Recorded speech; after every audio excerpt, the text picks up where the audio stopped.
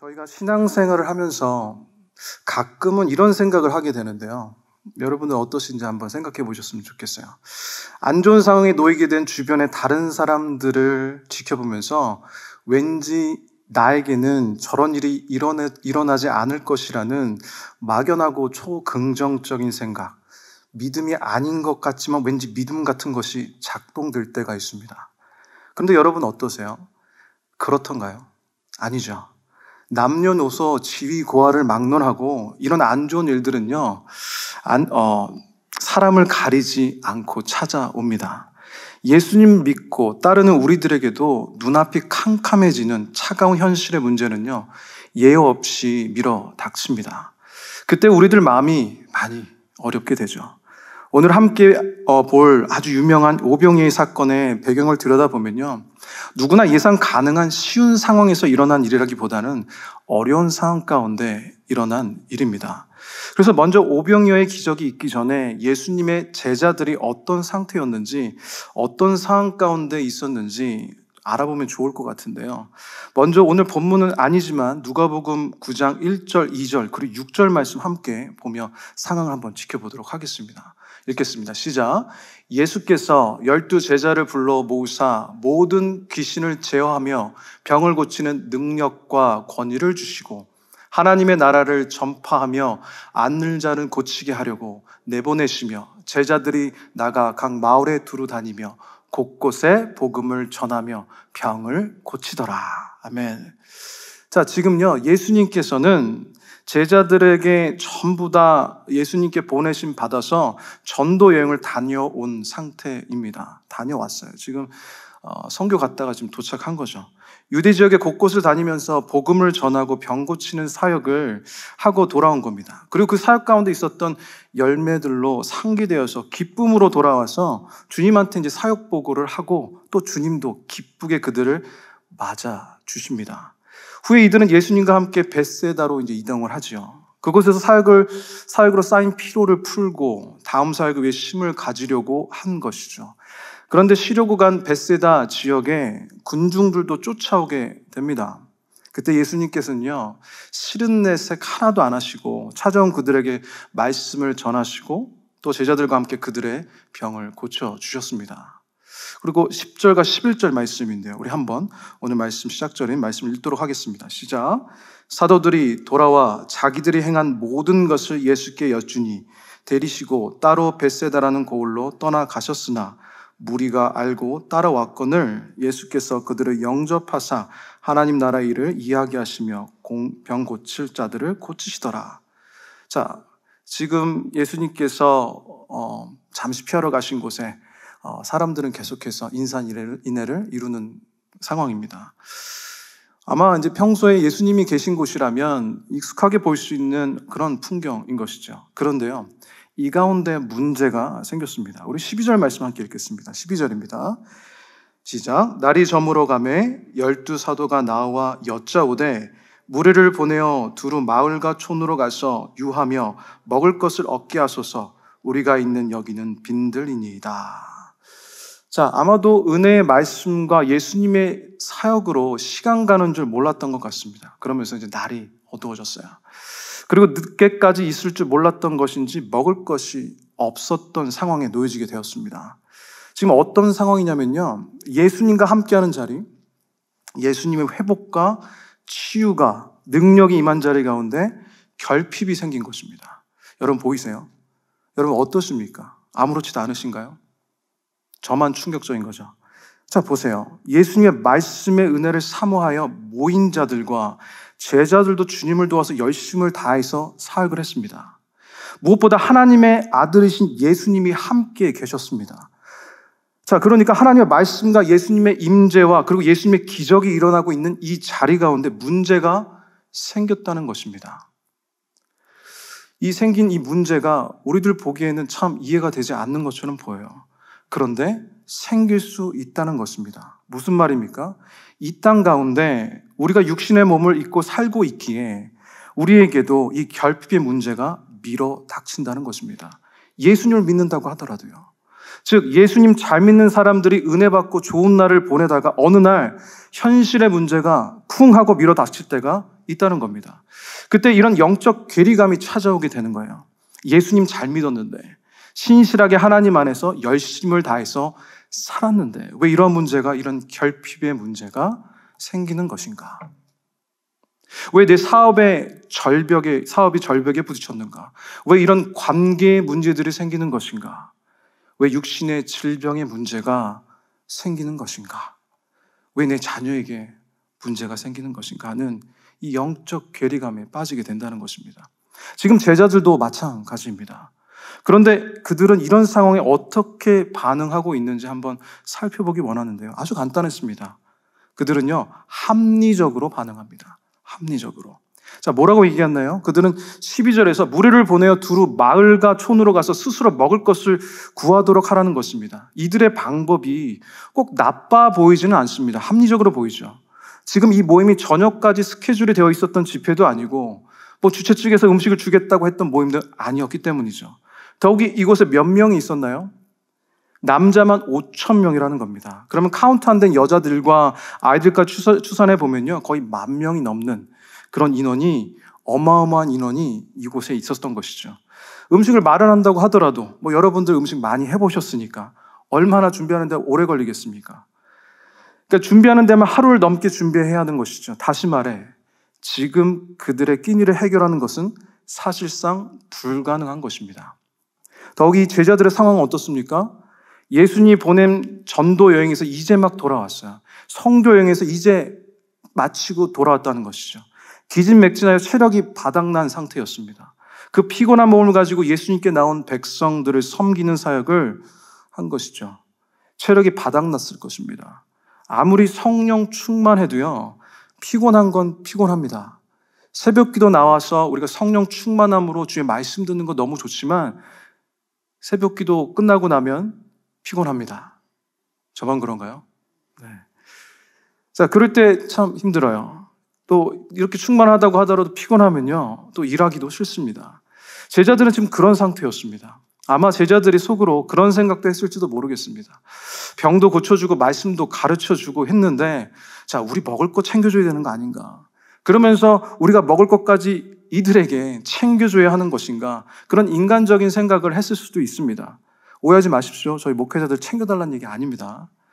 우리가 이렇게 인간적인 생각을 하고 있을지도 모르는 제자들과는 다르게 예수님은 역시 이 문제를 다르게 보셨습니다. 같은 내용을 기록하고 있는 병행 본문인 요한복음 6장 5절에서 7절 우리 함께 보도록 하겠습니다. 5절부터 7절입니다. 시작. 예수께서 눈을 들어 큰 무리가 자기에게로 오는 것을 보시고 빌립에게 이르시되 우리가 어디서 떡을 사서 이 사람들로 먹게 하겠느냐 하시니 이렇게 말씀하시면 친히 어떻게 하실 것을 아시고 빌립을 시험코자 하심이라. 빌립이 대답하되 각 사람으로 조금씩 받게 할지라도 200데나리온의 떡이 부족하리이다. 자, 빌립은 이 상황에서 계산이 순식간에 나와서 예수님께 이 정도 든다고 이야기를 했습니다. 굉장히 계산적이고 빠른 사람이었어요. 이 대답은 예수님께서 기대하신 대답이었을까요? 그렇지 않았습니다. 예수님께서는 우리가 다 어디서 이 떡을 사서 이 사람들을 먹이겠느냐 하신 것은 이 사람들을 먹이려면 두당 얼마를 들까 하고 물으신 것이 아니지 않습니까? 예수님이 이미 기적을 베풀 준비를 하셨고 작정하셨고 계셨기 때문에 지금 빌립을 시험하고 계신 겁니다. 예수님이 기다렸던 대답은 무엇이었을까요? 주님이 원하시는 대답은요, 이 불가능한 일을 사람으로서는 할 수 없으나 주님께서는 하실 수 있습니다. 이 대답 아니겠습니까? 그런데 빌립은 너무도 논리적으로 대답한 겁니다. 적어도 200데나리온이 있어야 합니다. 그 당시 노동자들의 하루 품삯이 1데나리온이었거든요.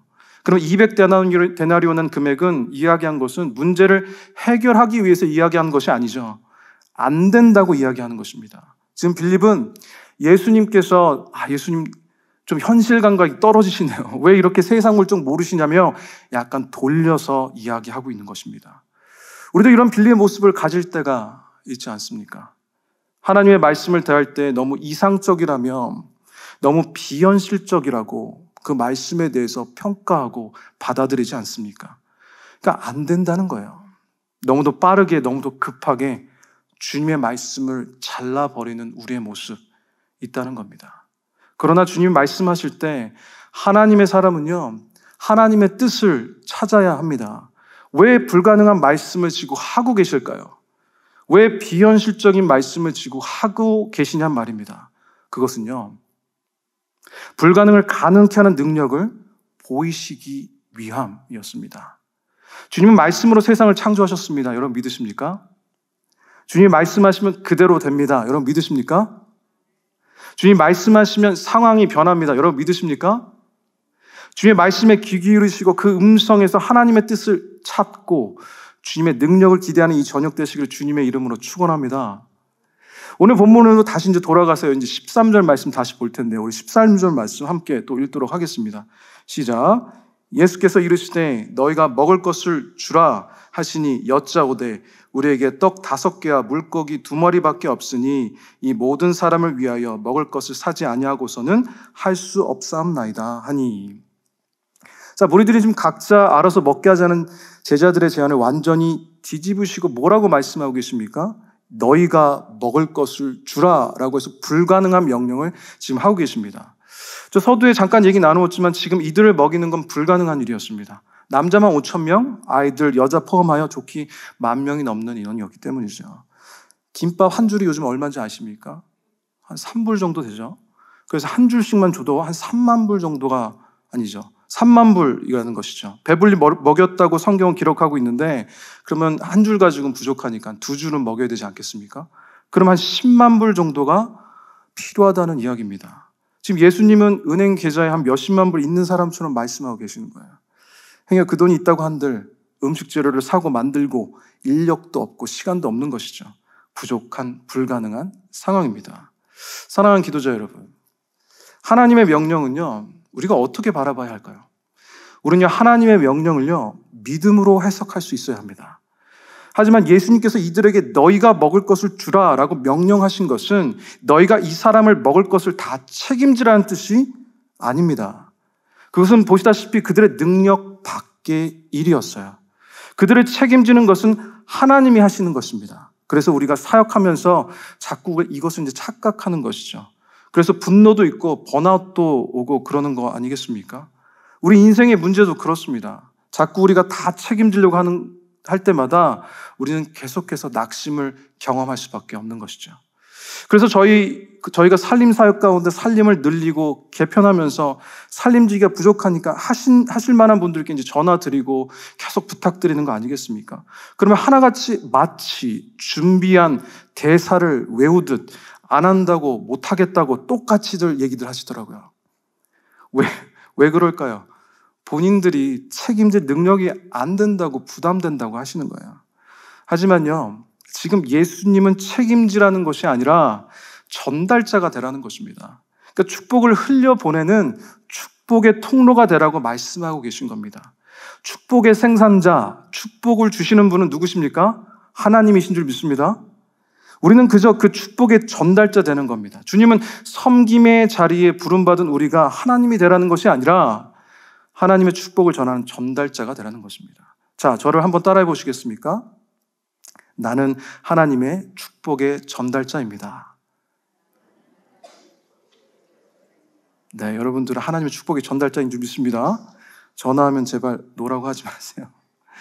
자, 부담 가지실 필요 없어요. 우리는 그저 전달자들인 것이죠. 자, 요한복음 6장 6절을 다시 보면요. 이렇게 하심은 친히 어떻게 하실 것을 아시고 빌립을 시험코자 하심이라고 하였습니다. 다시 말해 우리 인생의 결핍의 문제가 있을 때 우리 주님에게는 벌써 답이 다 있으시다는 겁니다. 무슨 말입니까? 우리 눈에 아무것도 안 보인다고 해서 길이 없다고 해도 낙심해서도 불평해서도 안 된다는 이야기입니다. 이미 우리 주님께서는 그 길을 열어놓으신 줄 믿습니다. 그렇기에 우리는 예수님이 이미 열어놓으신 그 문으로 들어가기 위해 예수님의 물음에 믿음으로 대답할 수 있어야 합니다. 올바른 영적인 태도를 가져야 한다는 것이죠. 자, 오늘 말씀을 통해 예수님께서는 어떻게 우리 삶의 결핍의 문제를 대면하기를 원하십니까? 불가능해 보이는 우리 인생의 결핍 문제들 가운데 너희가 먹을 것을 주라 라고 명령하시는 주님의 명령에 어떠한 영적인 태도를 가져야 할까요? 오늘 함께 나눌 하나님의 말씀입니다. 첫 번째, 기적이 쓰일 나의 소유 오병이어를 제물로 드려야 합니다.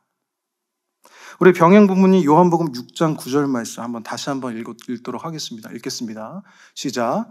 여기 한 아이가 있어 보리떡 5개와 물고기 2마리를 가지고 있나이다. 그러나 그것이 많은 사람에게 얼마나 되겠사옵나이까. 자, 아이가 들고 있던 보리떡 5개와 물고기 2마리, 오병이어의 도시락은요, 당시 이제 팔레스타인 이 지역의 가난한 사람들이 먹던 아주 기본적인 도시락이었습니다. 아마도 제자들은 어머니가 먹으라고 싸준 이 아이의 도시락을 보면서 무슨 애들 것까지 이거 뺏을 필요가 있을까, 그런 생각을 했을 수도 있을 것 같아요. 하지만 예수님은요, 그 아이의 도시락을 받으셨습니다. 하나님께 드린 예물이었기 때문이죠. 정성을 드린 것이기 때문입니다. 바로 예배를 드린 것이기 때문입니다. 자, 어떠한 꿈이 이루어지기 위해서 그 꿈을 위한 희생과 리소스들, 물질, 시간 등이 필요한 거 여러분 다 아시죠?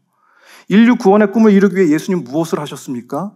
십자가의 화목 제물로 스스로의 목숨을 우리에게 주셨습니다.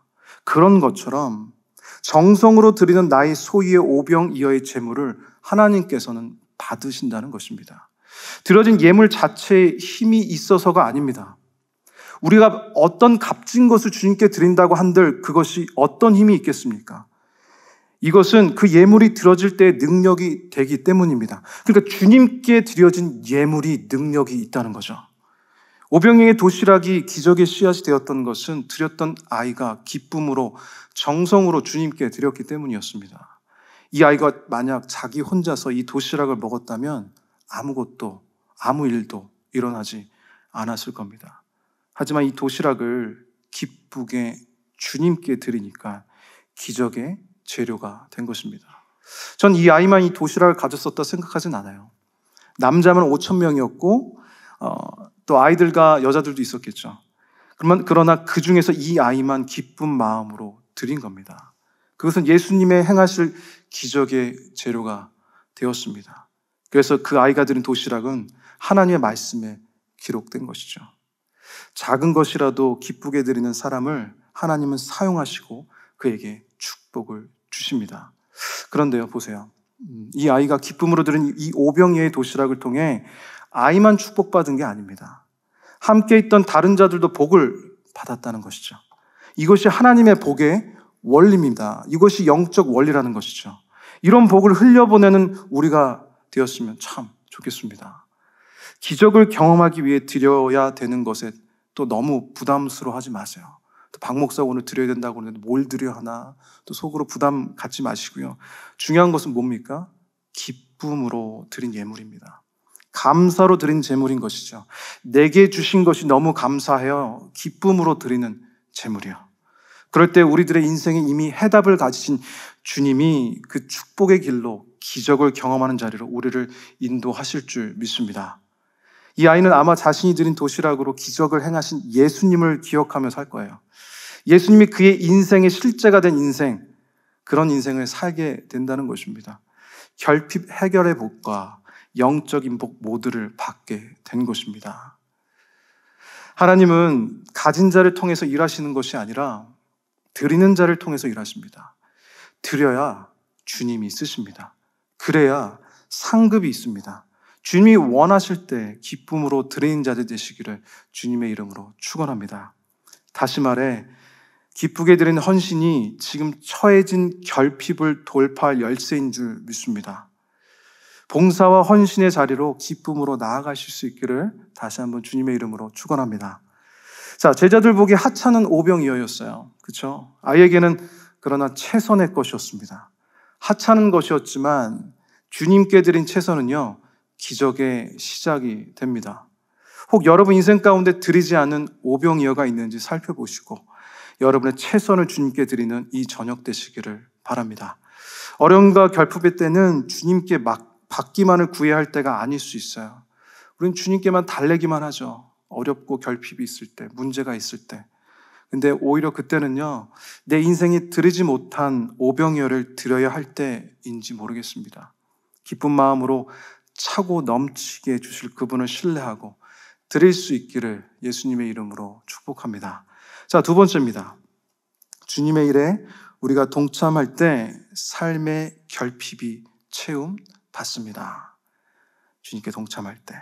우리 14절에서 15절 말씀 함께 읽도록 하겠습니다. 읽겠습니다. 시작. 이는 남자가 한 5,000명 되밀어라. 제자들에게 이르시되 때를 지어 한 50명씩 앉히라 하시니 제자들이 이렇게 하여 다 앉힌 후.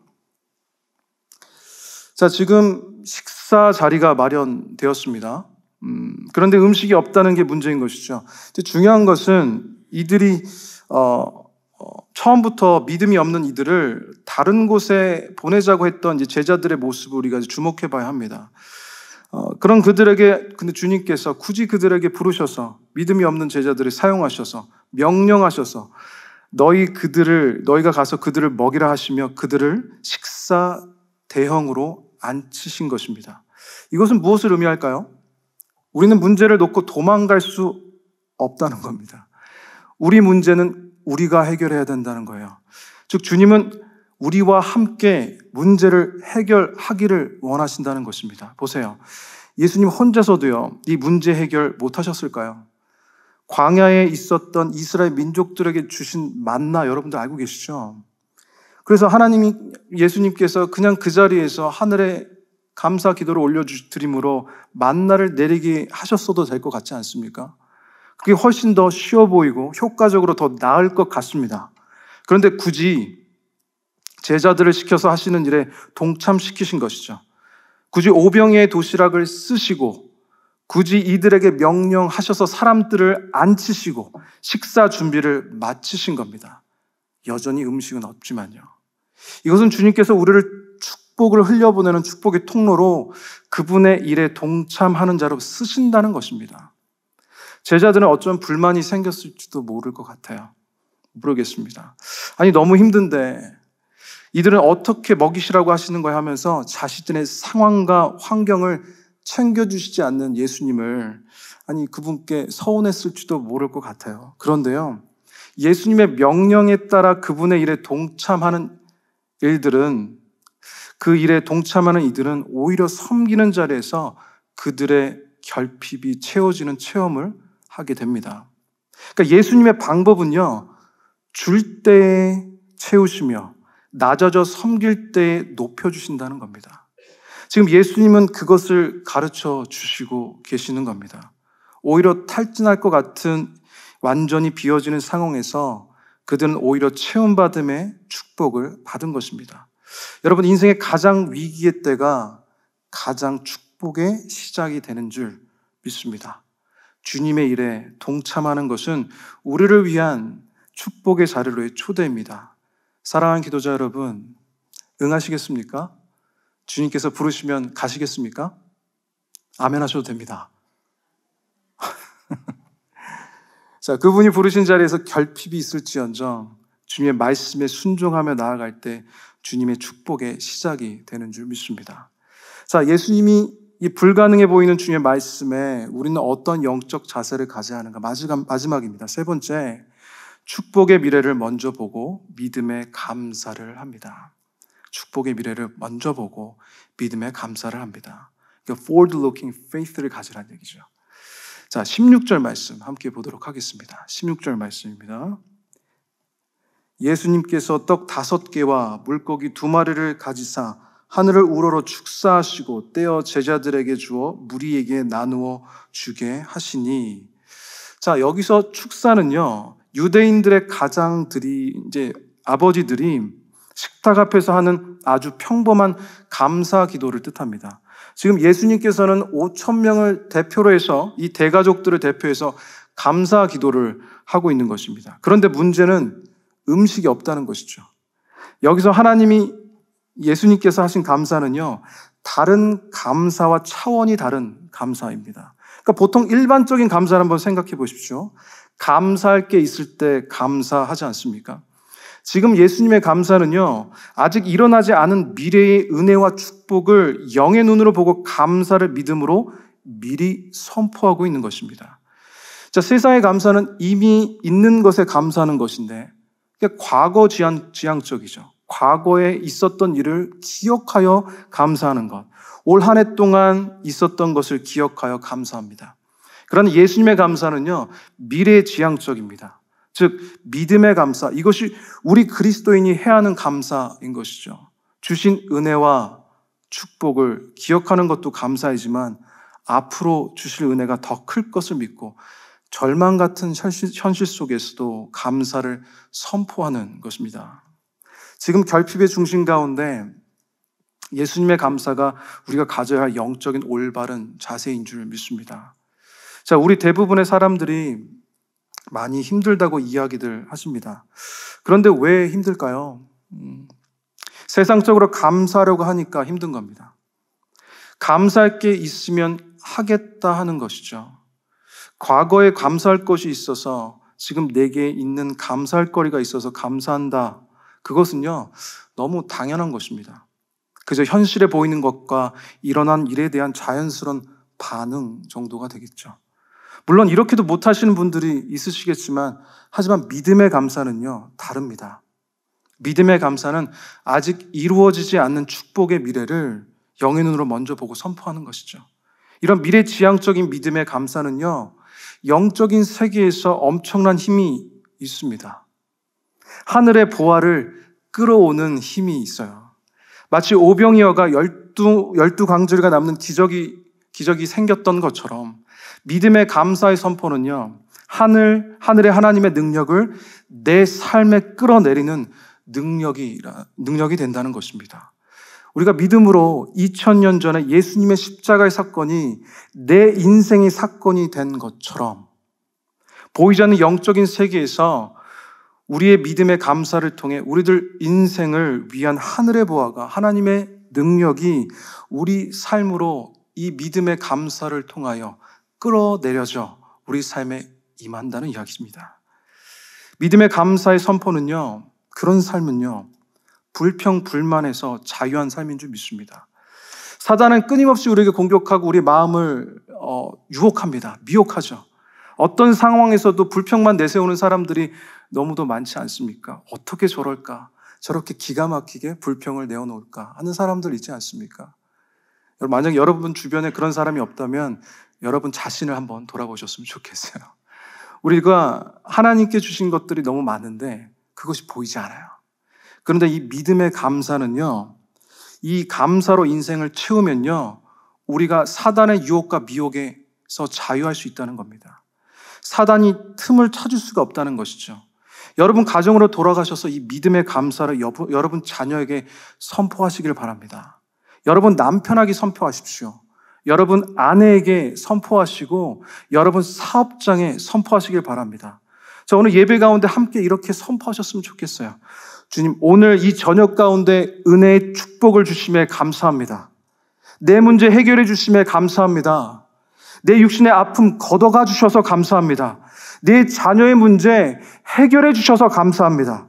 내 가정을 사로잡고 있는 악한 영을 예수 그리스도의 이름으로 물러가게 하여 주심에 감사합니다.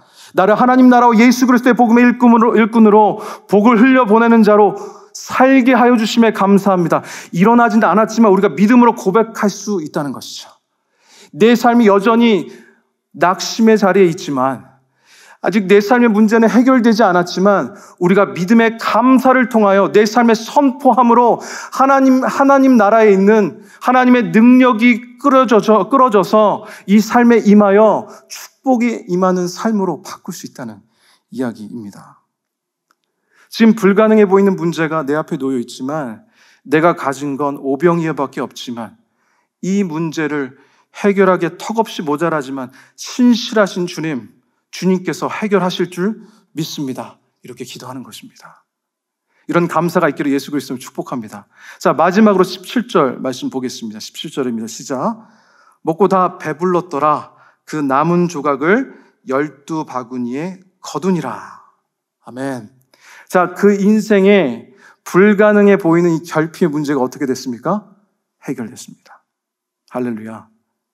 자, 우리 인생의 해결 불가능해 보이는 결핍의 순간에 우리의 최선의 오병이어를 주님께 기적의 예물로 드리고 그분의 일에 동참하며 앞으로 주실 은혜와 축복을 미리 보고 믿음의 감사를 드릴 때 지금 처해진 우리들의 인생의 결핍이 돌파되어지는 것입니다. 해결되어지는 줄 믿습니다. 사랑하는 기도자 여러분, 믿음의 감사를 드리십시오. 하늘의 보화가 하나님의 능력이 우리의 결핍의 자리에 가득 채워질 줄 믿습니다. 주님이 주시는 은혜와 축복을 이런 믿음의 감사를 통하여 누리시기를 예수 그리스도 이름으로 간절히 축복합니다.